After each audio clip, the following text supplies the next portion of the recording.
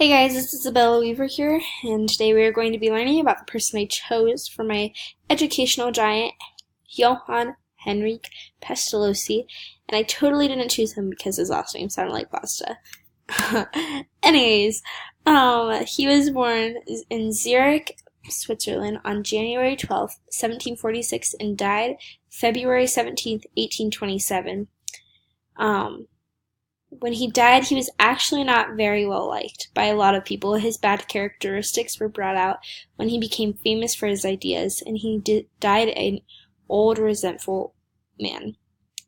The main factor I want everyone to remember from his background is that he grew up in a very sad circumstance. His father died right after he was born, and so his mother had to raise him in poverty. When he got older, he went on to study ministry. He realized he didn't want to do that, then studied law and politics, realized he didn't want to do that either, so then he settled on a farm, giving back to the less fortunate through his agriculture.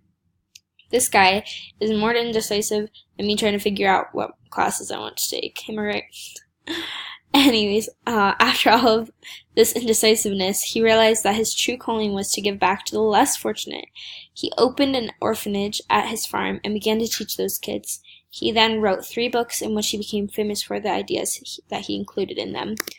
Some of these ideas were that he rejected corporal punishment, rote memorization, and bookishness. He believed children needed an emotionally secure environment as a setting for successful learning. He believed instruction should follow the generalized process of human conceptualization that begins with sensation. He also emphasized sensory learning, the special method, which is used in the Ashong principle, a process that involved forming clear concepts from sense impressions. Object teaching was one of his most popular and widely adopted elements of his theories as well.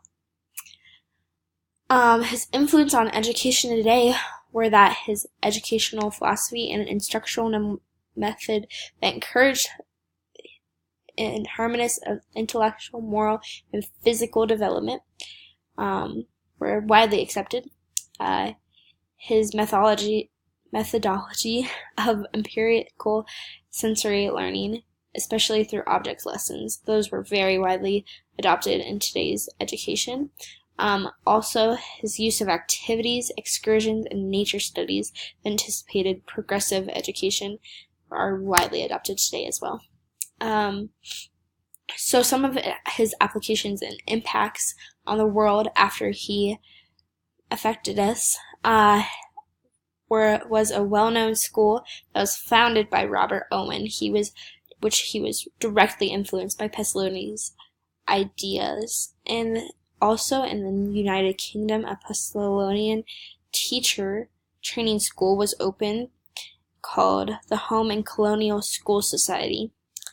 Pestalozzian elements were found throughout American progressive educators, opposing traditional schools, and they focused more on the interests and necessities for the kids. Some of his ideas are still known today and still used quite widely in the progressive field of educators today. And anyways, those are my references, and just want to thank you guys for listening and tuning in. All right.